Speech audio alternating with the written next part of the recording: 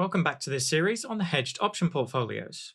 It's been about 6 weeks since the previous update, which is marked on the chart here with the blue vertical line. And since then, Bitcoin has set a new all-time high at around 126,300.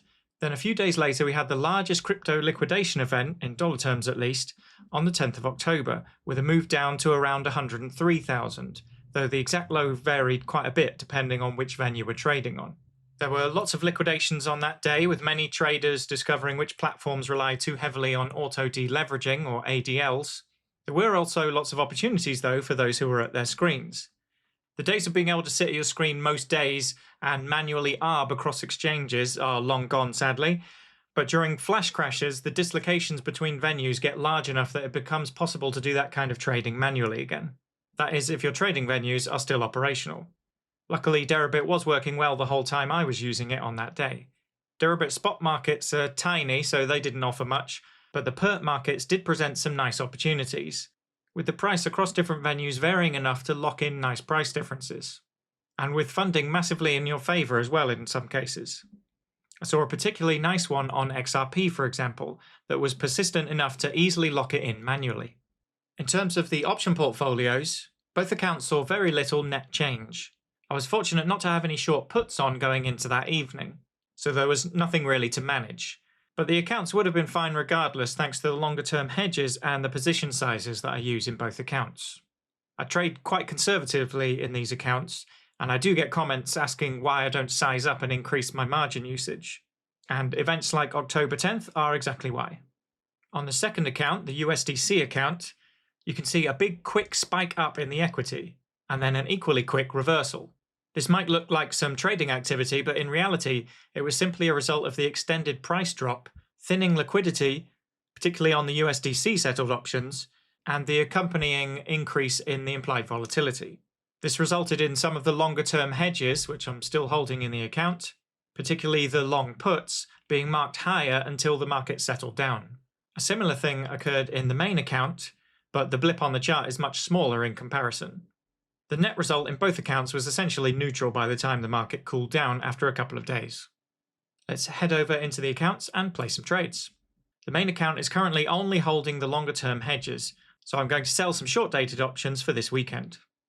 I'm going to sell the 26th of October expiry, and I'll go for this 109,000 put.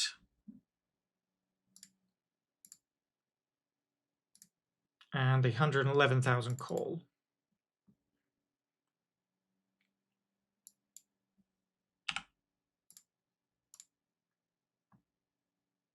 Just drop this down another basis point.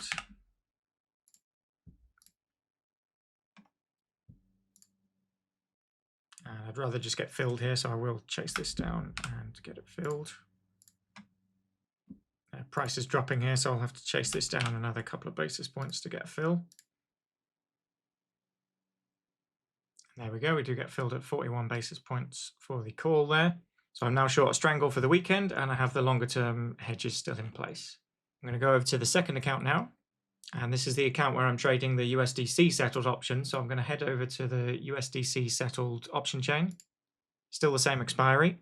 For execution in this account, I'm quite often using the Greeks Live smart trading feature. So I'll head over to that now. To enable smart trading, I just click the button, then click the options I want to trade. Click next, and then enter the order parameters. I'm normally dropping this by about 2 basis points at the moment. You might remember from my last video, I said the liquidity is not as strong on the USDC settled options yet, and that is still the case. The volume on the USDC settled options is about 1% of that, of the inverse. So there's just simply not as much trading going on in between the bid and the ask. On the inverse options, I quite often just place a bid or an ask at the mark price, and I expect that to get filled at least relatively often. Whereas on the linear options, the USDC settled ones, that's simply not the case most of the time. So with these smart trading orders, I knock a couple of basis points off the mark price, and that's what the order will be adjusted to.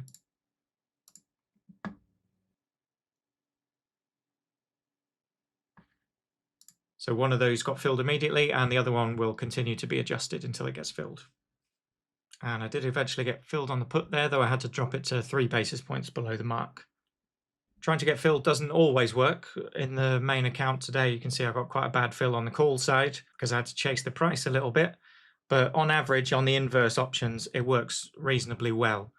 But on the linear options, that's the ones that are settled with USDC, doesn't work so great yet because there's just simply not many traders in the middle trading around. You're crossing the spread way more often if you want to get a quick fill. So if you're really keen to use USDC as collateral and you don't want to use cross collateral with the inverse options, these new linear options are still a nice option, but in terms of liquidity, they're not quite on the same level yet. And in this second account, I'm holding a very similar position to the main account. I've got the longer term hedges in place and a short-term short strangle on. So that's it for today's video. Thanks for watching, and I'll see you next time.